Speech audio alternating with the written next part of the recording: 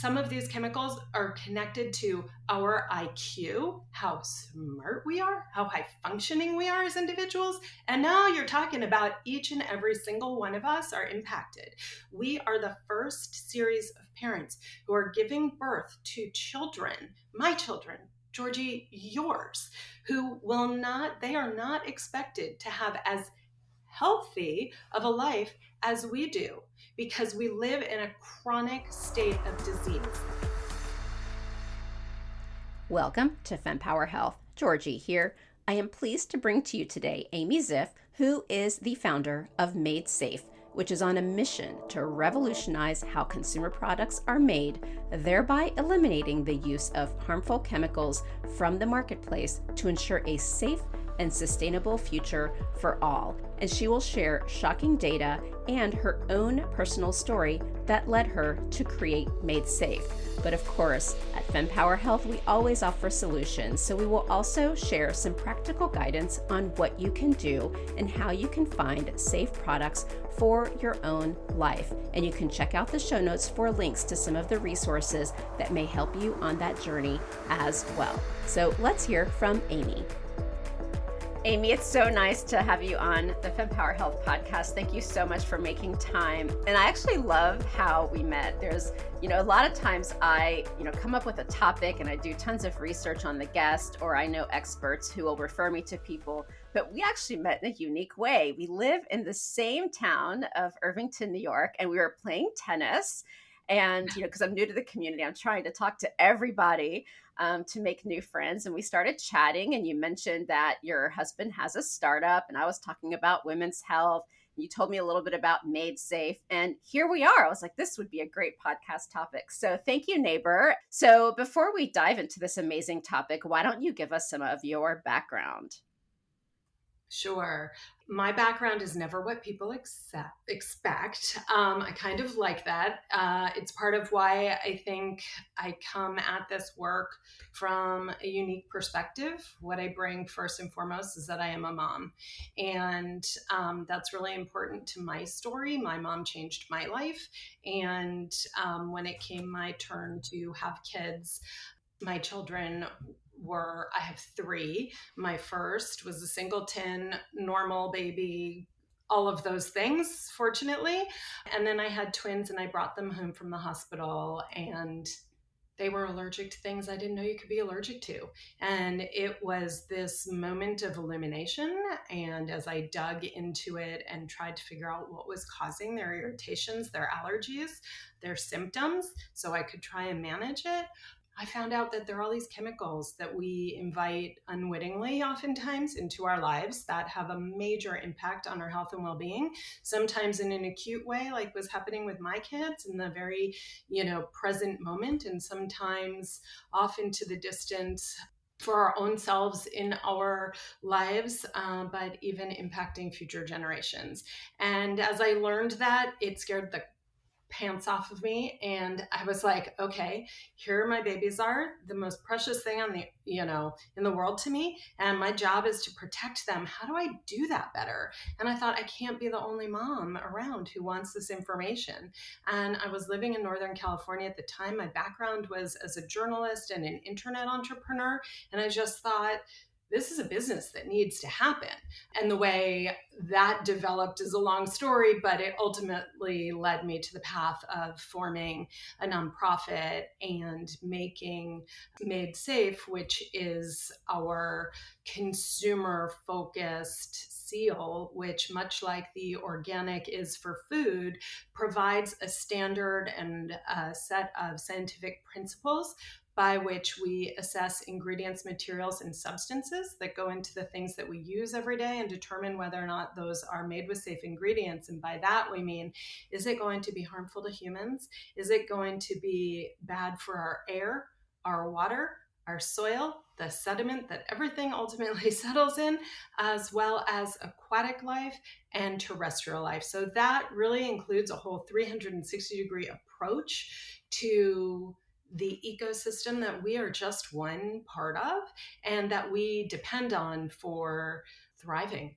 And so Made Safe is rooted very deeply in science. It relies on green science and innovation to help create change. And we're really just, our mission is to change how products are made for a healthier future. And it connects to so many pieces of health. So I'm extremely passionate about living the healthiest life that you can and pushing the levers that each of us can do in our own way. Some of us have access to incredible doctors and teams of people who can do really complex stuff, and others of us don't. And this is a place for anyone to start if they want to live a healthier life, protect themselves, preserve their potential, encourage peak performance, like all of these things that I thought were imperative and that helped me navigate the world when my kids were showing signs of allergies, which is the first line of defense for someone who's in a health crisis or leading to that. And so that's how I got started.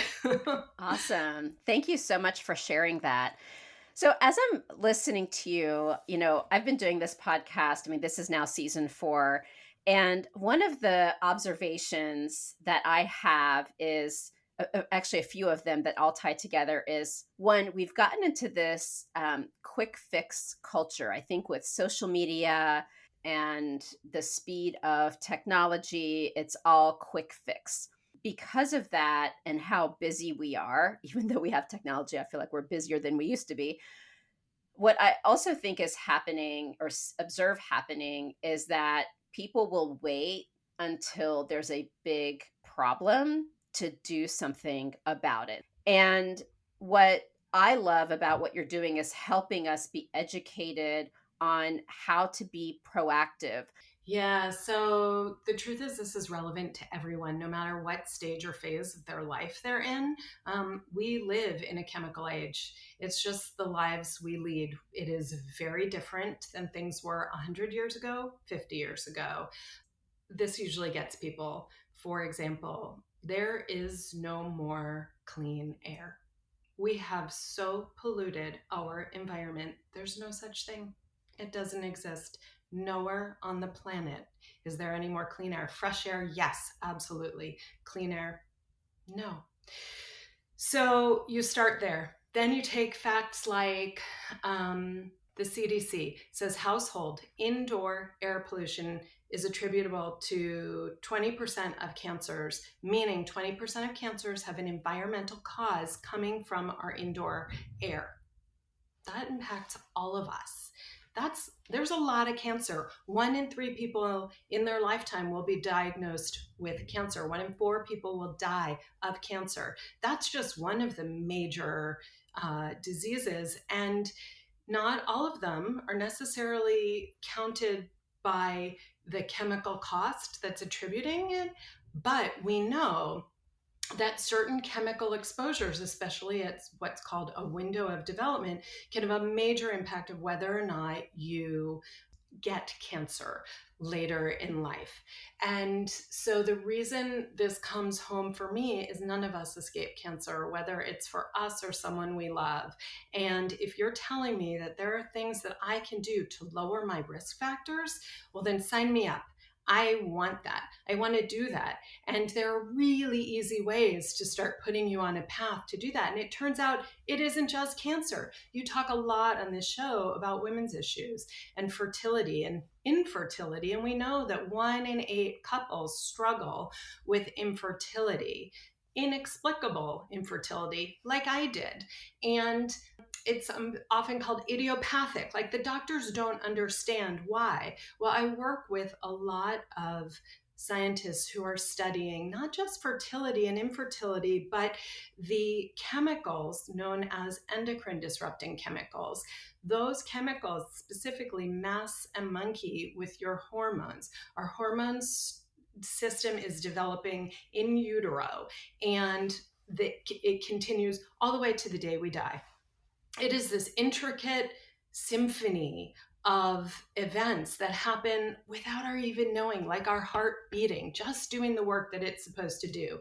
But when you're exposed to certain chemicals, they can mimic the job or the role of other chemicals and spur certain things. that is part of what can spur disease, what can spur issues with fertility. And we're seeing a decline in fertility. Male fertility is dropping at a rate of 1% a year. Well, when you draw that out on a timeline, in 100 years, we're going to have infertility in all men. What is going on with that? It's not just the women, but these issues impact all of us. And there are dotted lines to chemicals. So again, I come back to that. Wait a minute, wait a minute, wait a minute. You mean there are things I can do my daily life to lower my risk for cancer, to increase my fertility likelihood, to decrease my likelihood of getting breast cancer or another high risk for women cancer, that will lower my risk for Parkinson's, Alzheimer's, my kids, ADD, ADHD, whatever you want to call it. Like, wait a minute, some of these chemicals are connected to our IQ, how smart we are, how high functioning we are as individuals. And now you're talking about each and every single one of us are impacted.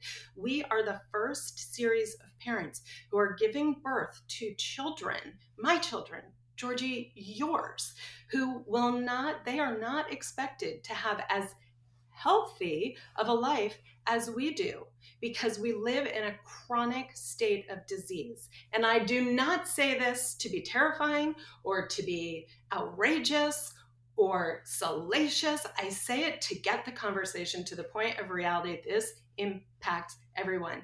The chemicals that we produce into billions of pounds a year are legal in our system. They've had very little study. They impact our health. And the only way to take action is by doing the work yourself, to do that, figuring out what the major things are where you can start to enact that, lower your risk from disease by what we call turning off your epigenetics, kind of turning them down, dialing down the risk factors. And right now, we don't have a pill to take for these diseases, much as we wish we could or would.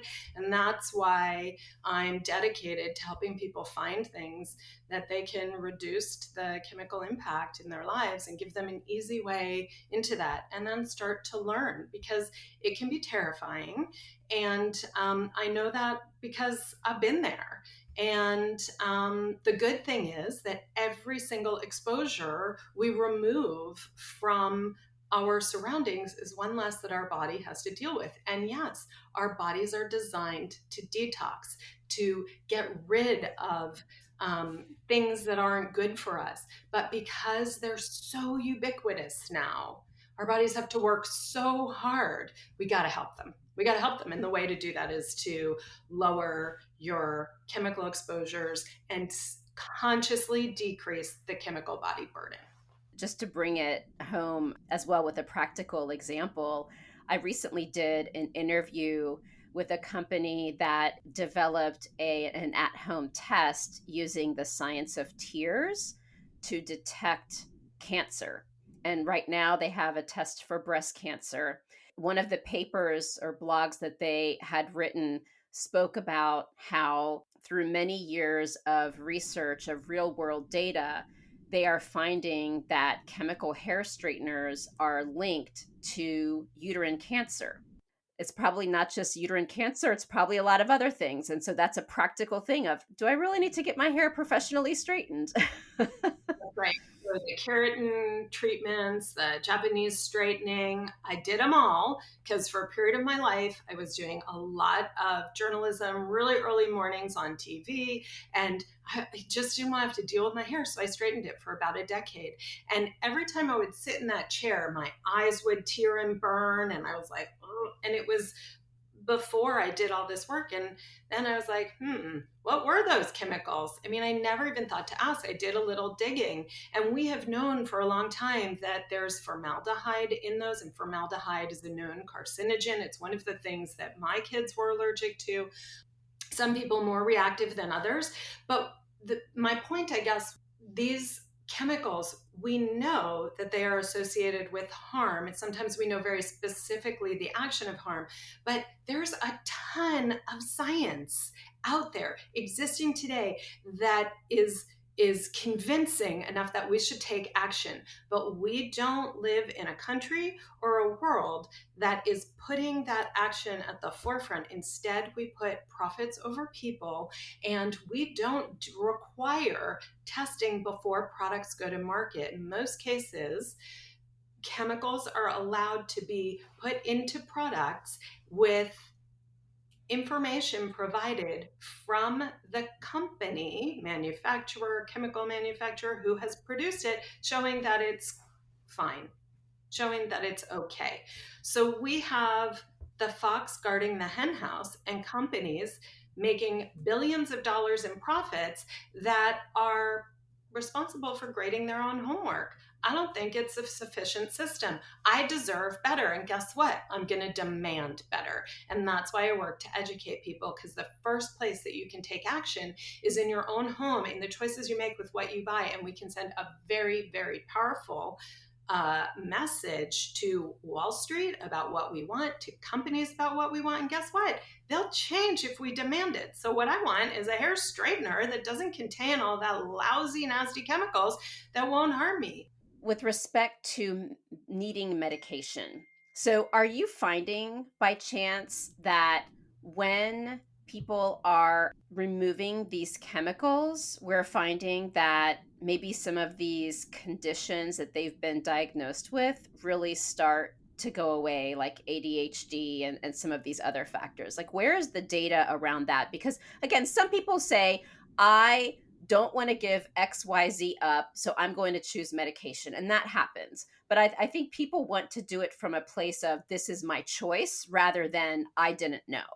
So, do you have any data around any specific or just general conditions that may go away and medication may not be needed simply by removing certain chemicals? Yeah, thank you. That is an amazing question. And I want to say two things. First is I'm not a doctor. I work with a lot of doctors and scientists. We have on our board a number of MDs. We also have NDs and functional medicine doctors. So we have philosophy around a variety of approaches being important. We also have experts, and then we have a ton of PhDs, and they tend to be very area specific. And one of the things that I was really searching for when I first came to this and when my kids were sick was looking for who are the MDs that are talking about how there are these correlatives between the things that we're using, the action of or method that they are impacting us, and 100% there are correlatives between chemicals in our environment and our capacity to think.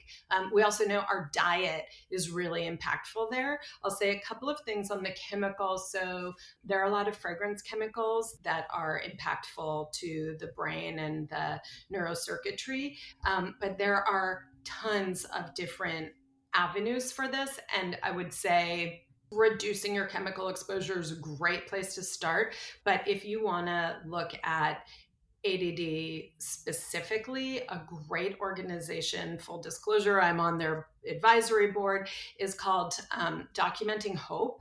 And they are actually helping reverse diagnoses.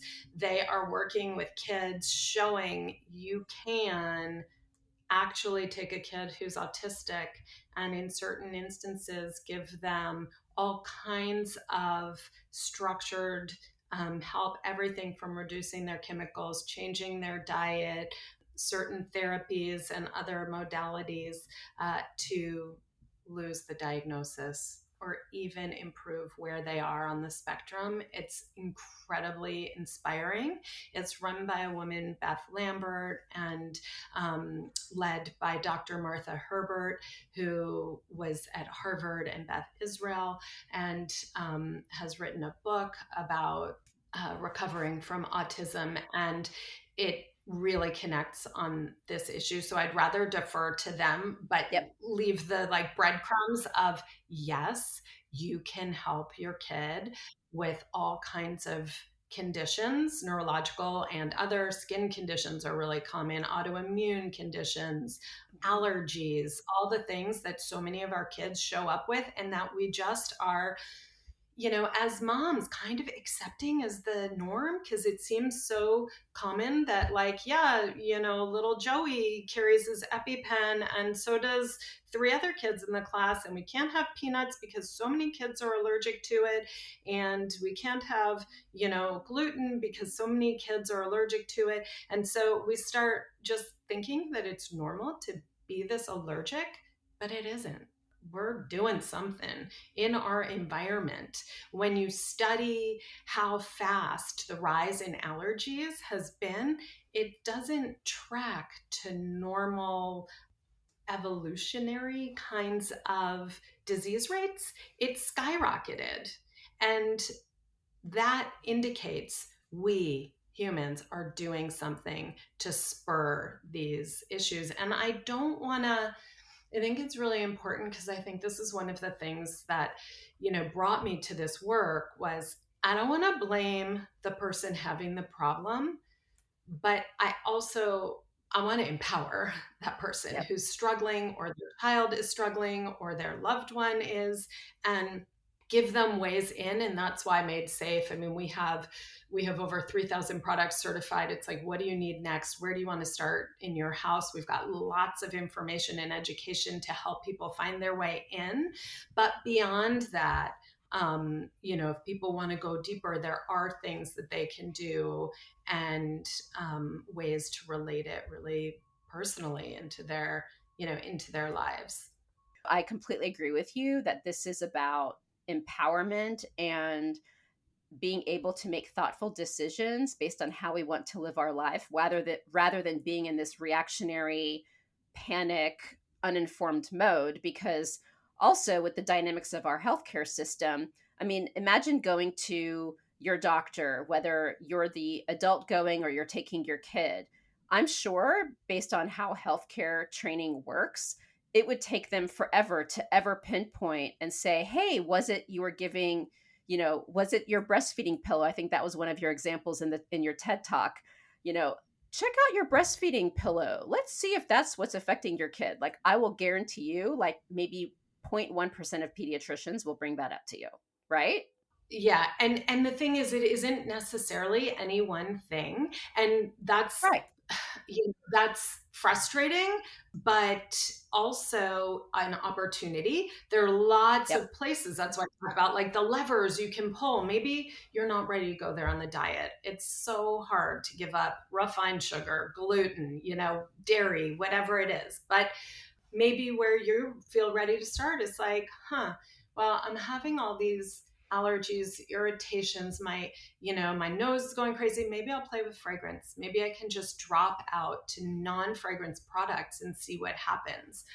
Fragrance is a huge backdoor for all kinds of chemicals that touch on everything we've talked about today, really. It's just a loaded gun.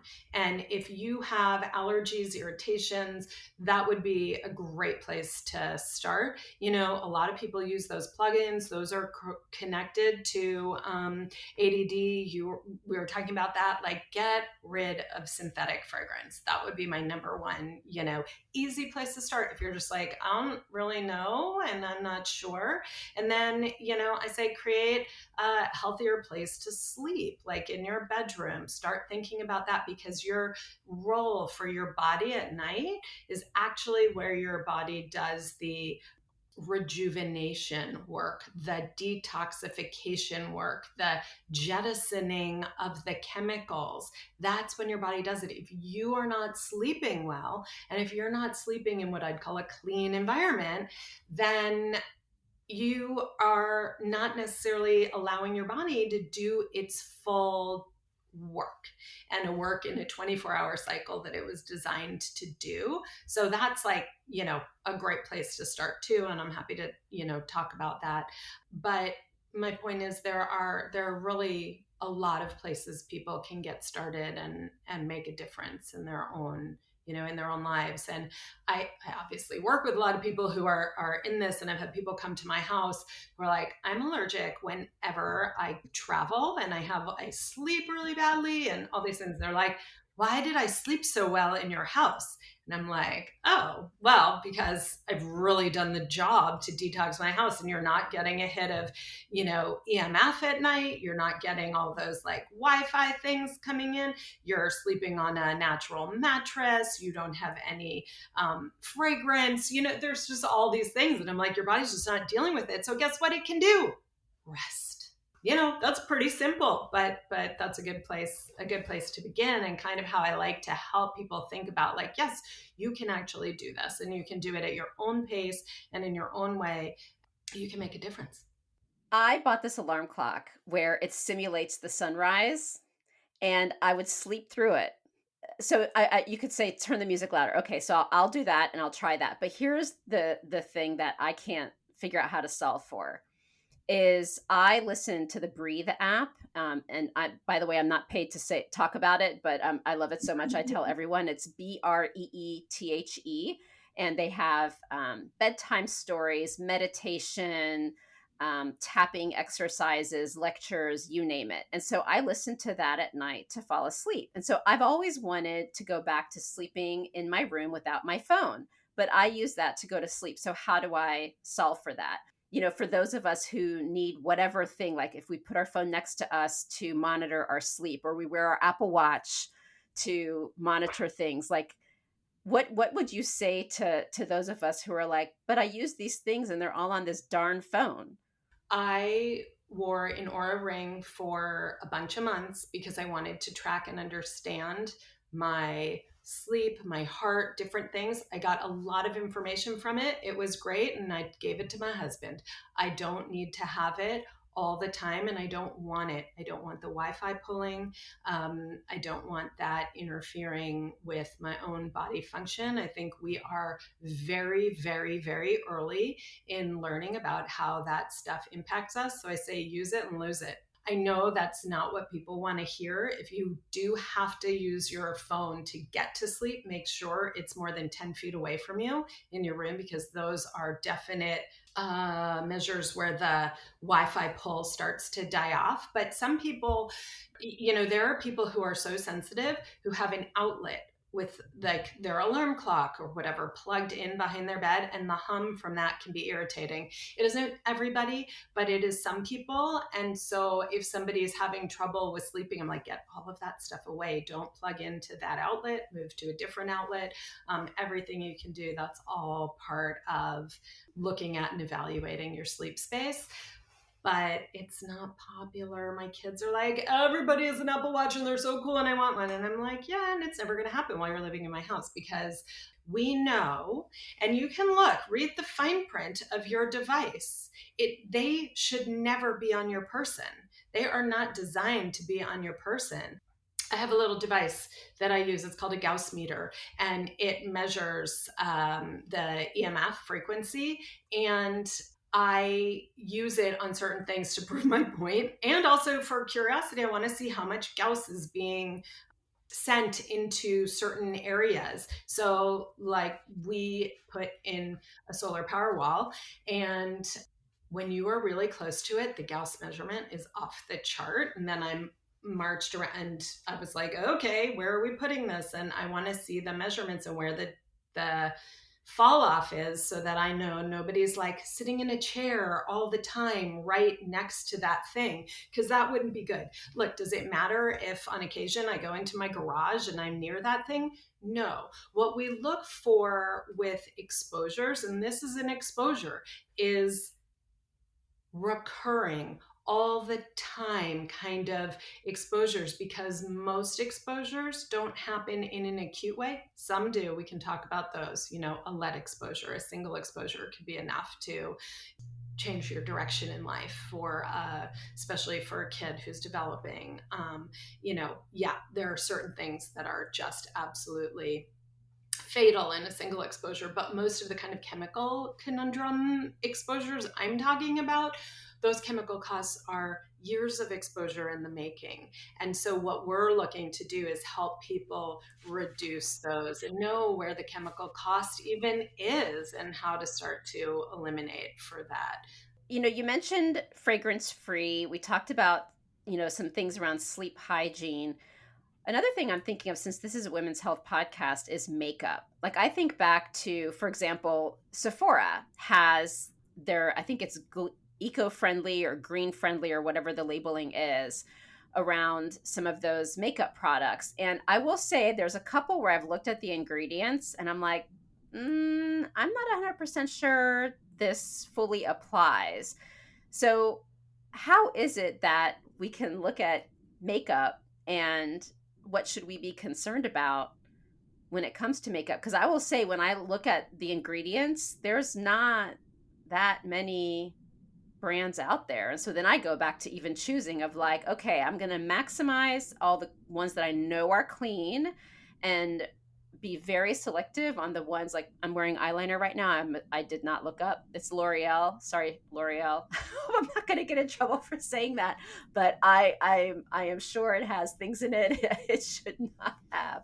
This is where my husband is like, boy, you can really clear a room. Every time we go out for seeing people at a party, whatever, this comes up.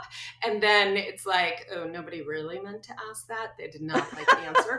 But, and there's good news and bad news. So, I love the fact that lots of mainstream companies are trying to get their foot in the door in the clean movement. The problem is clean is not defined, and it means different things to different people. And in fact, there was just a lawsuit brought against Sephora around their clean makeup ingredients. I don't actually agree with the lawsuit in all Ouch. kinds of ways, but Okay.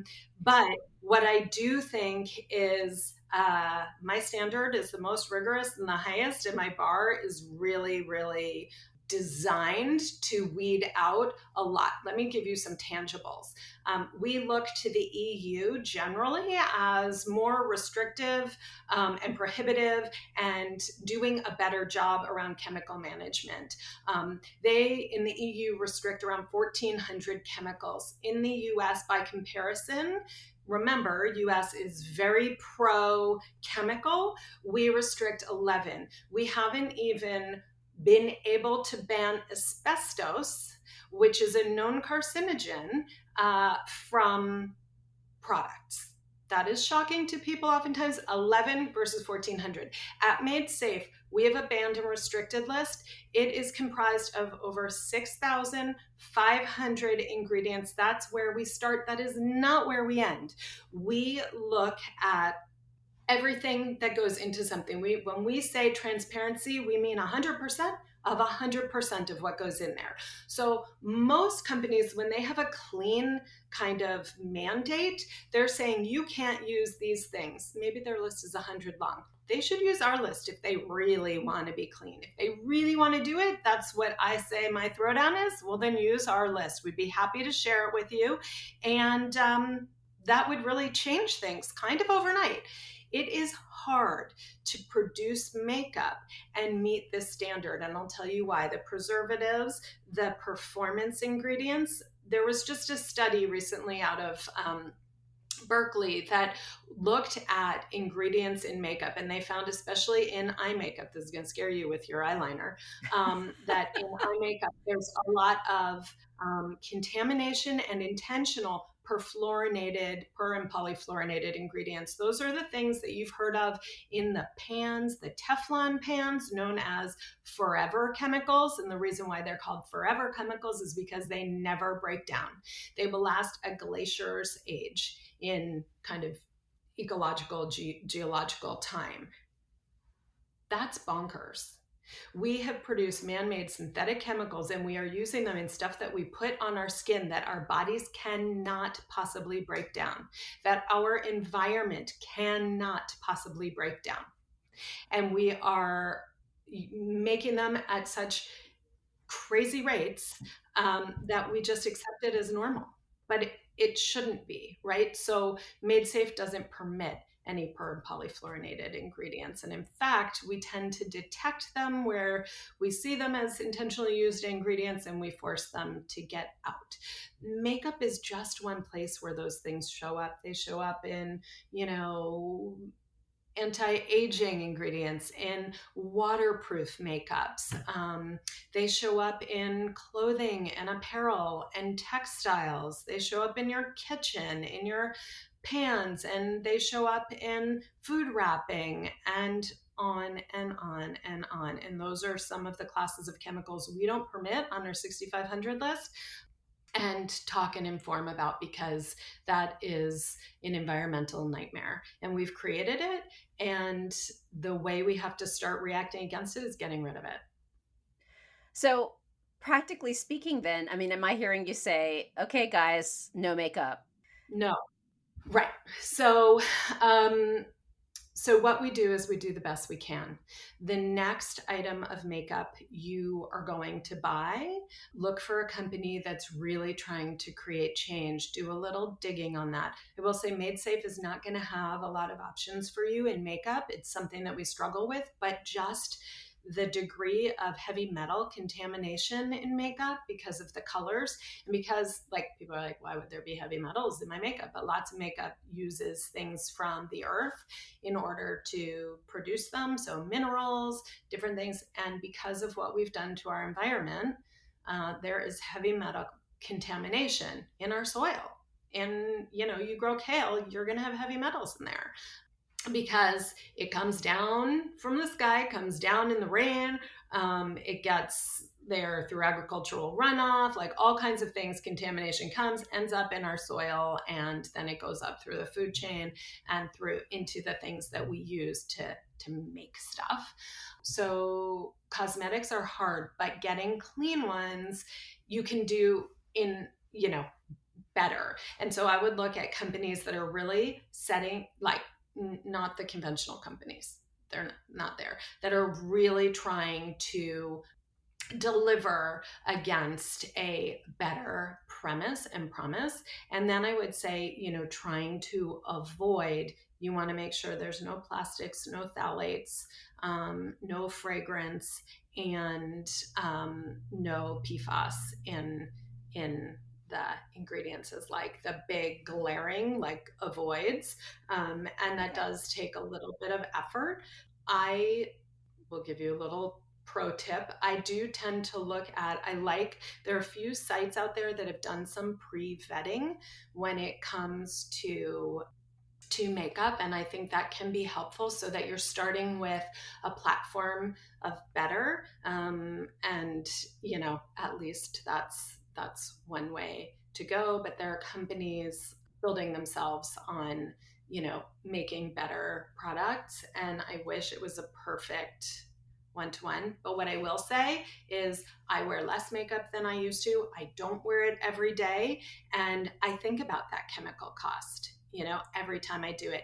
And if you're looking at the things that you will use every day I wash my face or use some sort of cleanser. And so I make sure that is going to be Made Safe certified. And there's lots of options on our website for that. I use as simple a formulation as possible. See how minimal you can get the ingredient base. And that's really, something to use as a guide too. And then making sure that if you're putting it, like on your lips or around your eyes, those are points of entry for your body. So spend time, if you're like, what do I want to do? Like, those are places where I, spend more time investigating, because that might make its way into my system. But our skin absorbs 60%, maybe even 80 of what gets put on it. And so it's your largest organ. We don't think about that, but what you put on your skin really matters. So not just on the cosmetics, but on lots of things, everything from sunscreen. I know people who are crazy about wearing their sunscreen, and I just say, are you sure that the chemicals in your sunscreen aren't worse for you than the exposure? Something to think about. Right. I don't know if your website has a list of testing that you can do to see, I don't know, like the toxicity level in your body of different things, so that you can prioritize what to do. Testing is expensive. So, getting access to the right test, the best thing to do is work with a functional medicine doctor or an integrative doctor or naturopath who knows how to do testing, who's going to say, based on the issues you are having, here's the best way to test. If you want to just do a generic Okay. panel, like Silent Spring was offering a generic panel of tests, but it covered, some phthalates, some parabens, some um, different ingredients. I did it. It was interesting for me to see, like, I popped on one very specific paraben, and guess what, that's the paraben that was in my mascara, hello, that I didn't wear every day but would wear when I was doing media, because I wanted my mascara to have better staying function right on those days. And I was like, no way. Those things exit your system pretty quick. I was like, no way could that be it. But I have eliminated my exposures so well that I could literally pinpoint where it was coming from. And that was bonkers, because that's my eye and it was in my urine. And so I find those tests can be really eye opening, no pun Okay. intended, for things like that. But in terms of measuring it for you, the thing is, that's only that is a moment in time. We know, and there was a hemosis study, again another study done out of Northern California a few years back, and it took teenage girls, and what they did was looked at the cosmetics they were using, and they tracked like four key ingredients, and they said, okay, stop using these, we're going to swap them out. And they measured the decrease in just a very short couple days time. And the good news is that when the girls swapped those ingredients out, they had reductions as much as from 30 to 75% reductions in those chemicals in their bloodstream, in their urine.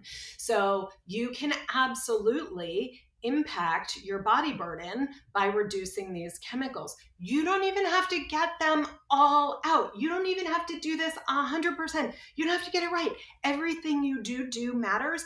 Every single exposure you avoid is a win for your body. And that's what I just try and drive home all the time. In the 1970s, we lived through a period where there was leaded gasoline. And thank you very much to the incredible work of the CDC and Dr. Phil Landrigan, who was there at the time, fought on behalf of getting lead out of gasoline. And guess what? They did. And they saw a reduction by, I forget the exact step, maybe it was like 70% reduction in levels of lead in children after doing that. So again, proving, like, in ways large and small, at the governmental level and at the individual level, we can impact what is happening in our own bodies, in our own system, by decisions that we make.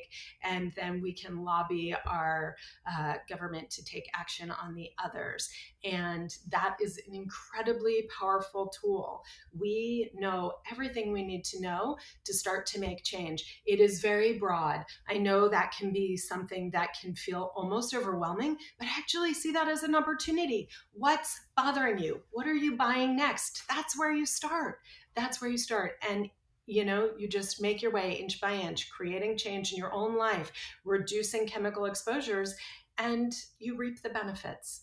And so that's what my work is about giving people information so they can understand it, sharing what we learn from all of the scientists that are studying this, and helping people apply that forward in ways that they can take action in their own lives. And then working with companies who are really trying to make a difference, who predicate their whole reason for being on making products that don't harm humans or this ecosystem that we're a part of. And that's game changing. Yeah, no, absolutely. And I love what you're doing, and I so appreciate that you all are holding such a high standard for people to be able to make decisions around products. A question for you, just from a practical perspective, as I say this out loud, I assume the hard line is really the way to go, but just out of curiosity, whether it's through Made Safe or other areas, is there a way where I, as a consumer, can better understand, like, on I guess, a spectrum, worst choice to best choice. Like, I'll give you an example. Like when you spoke about mascara, like some may say, okay, so could I get fake lashes put on instead? What would be the choice? Obviously, no mascara is the best. Mascara may be like the worst and fake eyelashes in the middle. Like, I'm just making that up. So, is there something? So I just threw a lot out there, but I guess the bottom line of my question is, how do we make decisions when we don't have perfect and we have to live our lives and we want to choose better than worse, but if perfect isn't available to us? Yeah. So one is on Made Safe. We have a ton of information. We have over 3,000 products certified in all kinds of categories. For this one, I'd say go Okay. to our household categories, see if we happen to have something on that. If Okay. not, search our blog. Have we written about it? We have written a lot about giving people ways in on, from buying various kinds of personal care products to what to use in your kitchen. Full disclosure, you're not going to find pots and pans on our website. Um, there are a lot of rules and regulations around that, but I'll give you the quick and dirty details on that. Nothing nonstick, even if it claims to be, naturally a nonstick, I don't buy it. Use stainless steel, a good well seasoned cast iron, yay. And in terms of ceramic, make sure it has a really good enamel that can last in your oven for years and years. I like the kind of ones that come from Portugal that have been, it's a maybe Le Creuset or one of those kinds of pans, not nonstick. Did I get that? Like, no nonstick. The other basic rule of advice that I give is avoid the poison peas. The poison peas, for me, helping people remember, are no pesticides, no plastics, no PFAS, and no persistent pollutants. And in there, I throw like, flame retardants and all kinds of really nasty chemicals that are all in our banned list. But find ways into all kinds of things that you're using in your home. But that's just a good trigger for yourself being like, could this contain, I'm shopping and I'm trying to do better and I need a quick way of remembering this. And I'm going to ask, is there a pesticide in here? Where do those come in? They come into anything that's claiming to be antimicrobial or hello, we're all like COVID phobic, right? And we're spraying our counters down and all of that. Well, anything that is claiming to be a serious disinfectant, that's probably got a pesticide in there doing that action. Use that sparingly. When someone in your house is actively sick with the flu, COVID, great time for a disinfectant, but otherwise understand both how long it has to sit on a surface to take action and do its job. Most people use their cleaning items wrong. And when just simple soap and water is going to do the trick, because guess what? You can do that. You can avoid all of these chemicals. We work with a company named Meliora, and they have a powder that you put into glass. You add the water, you shake it up, and it is like a soap and water spray. I use that on my counters, in my bathrooms, all over the place when I don't need something heavy duty. And that has no chemicals, no fragrance, none of the allergens. Like, that's a great way to ask yourself. On the plastics, they sneak in ways you don't expect. They're in fragrance. These things called phthalates are in fragrance, and they're plasticizing chemicals. Guess where else they are? Femcare, which is disgusting. But one of the things that properties of bisphenols, as well as phthalates, but certain kinds of plastics are expansive. That means they are water absorbing and they end up in the SAPs, or super absorbent polymers. And you're putting those in your body or your underwear next to some of your most sensitive tissue, and they have the chance to migrate. What they do in our bodies, we've studied in other animals, and we know, for example, that they're endocrine active ingredients, meaning endocrine disrupting chemicals. I talked about this earlier, those EDCs, those endocrine disrupting chemicals that play on our hormone system, that symphony, and can lead to all kinds of potential harms. We just want to avoid them. Every scientist I talk to says the best method of prevention is not having the exposure in the first place. So thinking about where those come from. At MadeSafe, we have certified FemCare, so you can look at that. We have certified cleaners, so you can look at that. NaturCare is a great company started in the UK by an activist who wanted to take on this issue. And I have daughters and I don't want them using pesticides and plastics in their most sensitive tissue, especially because they're developing. And I don't know what those things, or sometimes they do know that there's certain consequences. And so I'm going to use something pure, and I'm going to use something made safe certified for them. And same with the perfluorinated and polyfluorinated ingredients, those PFAS. They sneak in all kinds of places. And so you want to make sure they're not in your products. And yeah, I could go on about this all day. Stop. No, I mean, I definitely, I know I'm going to your website now that we've spoken, and I have other things that I want to research that I hadn't thought of and hadn't been aware of until we had this discussion today. So I so appreciate your passion and how you're being so diligent and thorough and really drawing a hard line around how you all are certifying products, because it's clearly needed and will have a positive impact. So, if you had one takeaway for us all, what would that be? But protect your health. You're your own advocate. Be it. I'm not saying it will always be easy, but I am here. My organization is here. We will be a resource, a guide, and you can do this. But it doesn't happen by accident. It only happens with being proactive. But the good news is you can do it. You can impact your health for the better, and you can help change the world while you're at it. That's awesome. Thank you truly for your dedication and for making time. I really appreciate it. And I hope to see you on the tennis court again soon. Exactly, me too.